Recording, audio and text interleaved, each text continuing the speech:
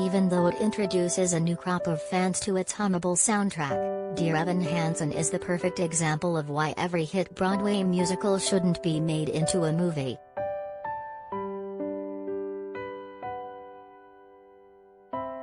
At least it's a well-meaning misfire on the part of director Stephen Chbosky, the perks of being a wallflower.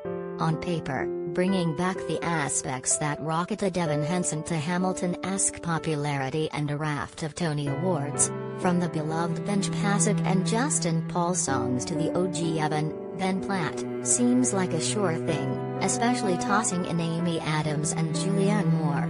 But the movie version, out of 4, rated PG-13, in theaters Friday, is simply a poor adaptation, trading the vibrancy and refreshing spirit of the original show for all too familiar teen movie angst, with an out-of-place leading man.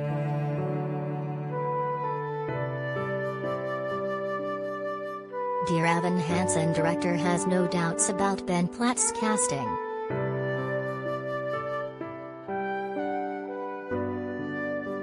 A high school senior with crippling social anxiety, Evan Platt has been assigned by his therapist to write positive letters to himself, though a printout of one accidentally falls into the hands of troubled classmate Connor Colton Ryan. Evan worries that he's going to post it online and make him more of a pariah, but instead the letter is mistaken for a suicide note when Connor is found dead by his parents, Adams and Danny Pino.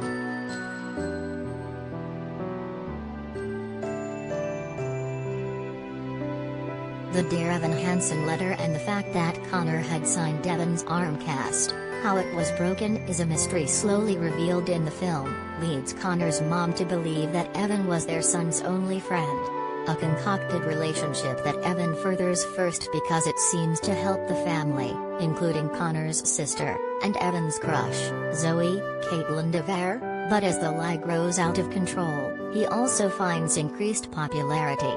It all leads to a moment where Evan goes viral worldwide, only for the falsehoods to karmically fall back on him.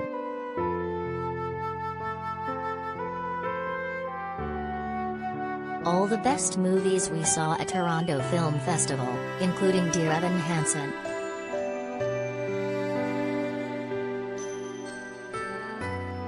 The Evan Hansen movie is fairly faithful to its source material. The character of Evan's activist classmate Alana, played by the Hate U Give standout Amandla Stenberg, gets a more fleshed-out role and a new song, though it adds a bothersome disconnect to her actions later in the plot. And that rather dark conceit, of a teenage protagonist purposefully deceiving a grieving family, plays better in a musical theater setting. For those Evan Hansen newcomers seeing the movie, it reads a bit more cruel and unusual, even if you can understand kids making dumb mistakes before learning from them, with show tunes involved.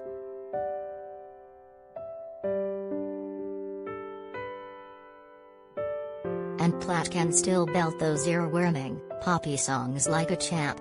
He's also effective at portraying Evan's mental health struggles, in the well-conceived opening number, which plays off the inherent surreality of a movie musical. He sings Waving Through a Window, Evan's song where he yearns for peer attention, walking through a busy school completely unnoticed. Yet as the movie goes along, the slouching and awkwardly earnest Platt stands out in the wrong way. Adams and Moore, as Evan's working single mom, are solid additions, though, and Ever's also superb, even if Evan and Zoe's budding relationship seems forced.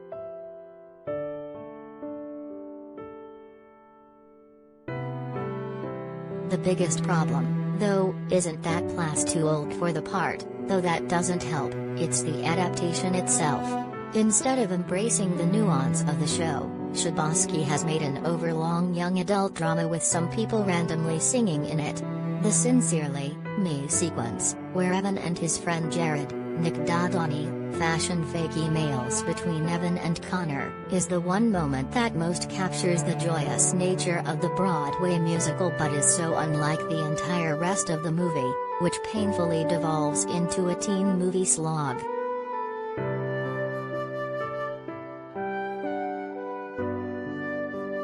recent filmed productions of Hamilton and come from the way wondrously carry over the Great White Way experience, while the recent adaptation of Everybody's Talking About Jamie offers a dazzling take on the West End musical.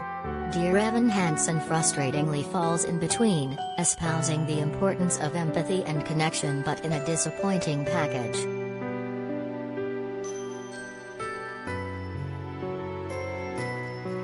Lin-Manuel Miranda's Disney Plus movie totally live up to the Broadway hype.